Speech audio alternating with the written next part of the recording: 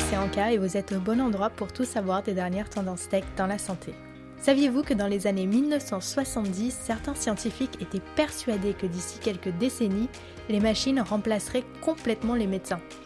À l'époque, l'idée était aussi fascinante qu'effrayante. Et d'ailleurs, c'est toujours un peu le cas. Et pourtant, elle était loin d'être une réalité. Aujourd'hui, je vous propose donc de nous attaquer à une question fascinante. Comment l'IA est-elle passée d'un simple concept de science-fiction à un véritable assistant de la médecine moderne? Alors accrochez-vous car cette histoire est bourrée de rebondissements, de ratés spectaculaires et de quelques succès renversants. Bienvenue dans le MetaHealth.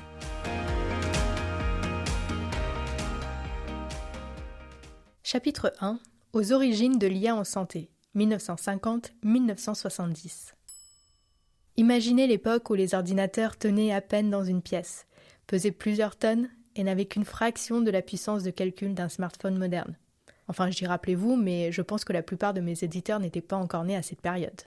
Et bien pendant ce temps-là, la science-fiction s'emballait avec des histoires de robots omniscients et d'intelligence artificielle capables de surpasser l'homme. C'est dans ce contexte que l'IA, la vraie, est née. En 1956, lors de la célèbre conférence de Dartmouth, un groupe de chercheurs visionnaires mené par John McCarthy et Marvin Minsky déclare que les machines pourront un jour penser et résoudre des problèmes aussi bien que les humains. Ce pari audacieux allait poser les bases d'une discipline qui allait révolutionner le monde, y compris dans le domaine de la santé. Dans les années 60, l'IA fait timidement ses premiers pas dans la santé avec Dendral, un programme développé à l'université de Stanford pour analyser la structure des composés chimiques et aider les chercheurs à identifier de nouvelles molécules. C'était une prouesse technologique pour l'époque qui montrait que l'informatique pouvait avoir un rôle clé à jouer dans les sciences de la vie. Puis, en 1971, un projet ambitieux voit le jour, Internist 1. Ce système conçu pour aider au diagnostic des maladies internes fonctionne sur le principe d'un gigantesque arbre de décision. Il analyse les symptômes fournis par un médecin et propose les diagnostics les plus probables. Même si l'interface restait rudimentaire, l'idée d'avoir un assistant diagnostique était tout à fait révolutionnaire.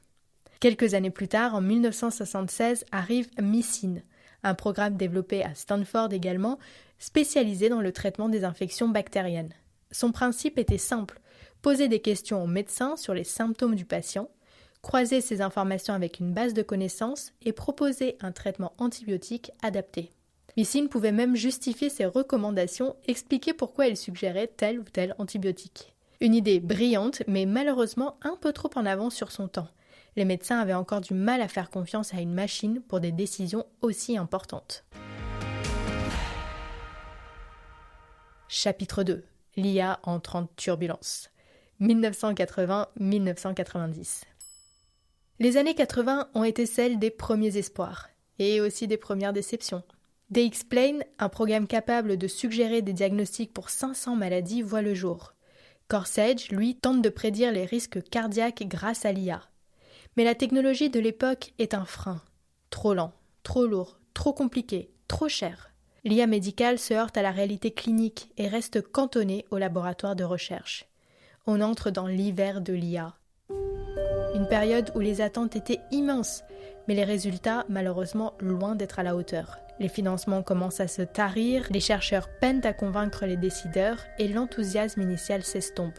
Ces stagnations ne concernent évidemment pas uniquement la médecine. L'IA en général subit un retour de bâton après les promesses exagérées des décennies précédentes. Dans des domaines comme l'automatisation industrielle, la finance et même la traduction automatique.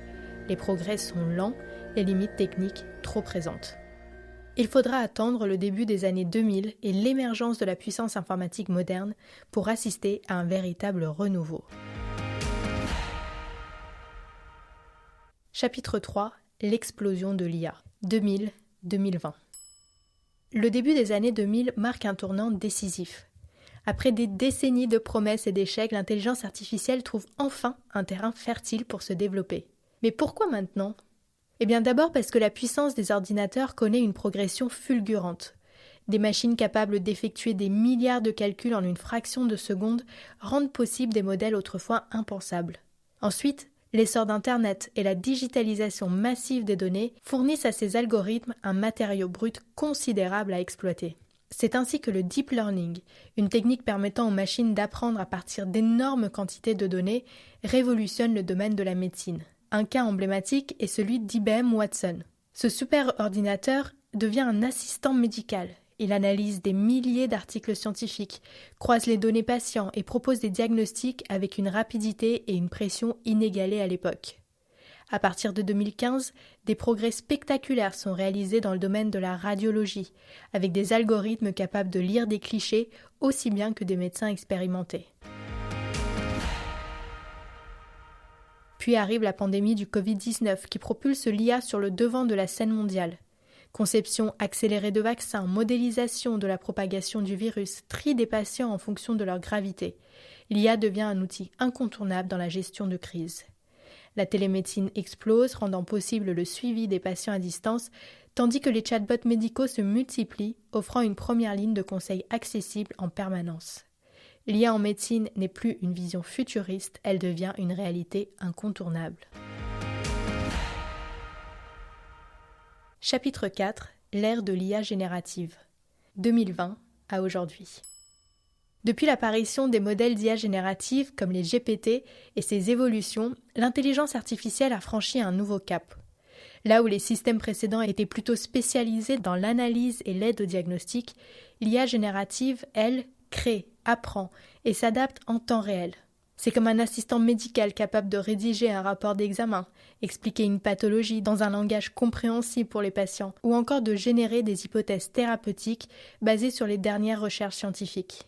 Tout comme l'arrivée des moteurs de recherche a changé notre accès à l'information, l'IA générative redéfinit notre manière d'interagir avec cette information médicale et même avec notre équipe soignante. Mais évidemment, cette révolution n'est pas sans défi. Les biais algorithmiques, l'interprétation des résultats et la responsabilité en cas d'erreur sont autant de questions primordiales dans la santé.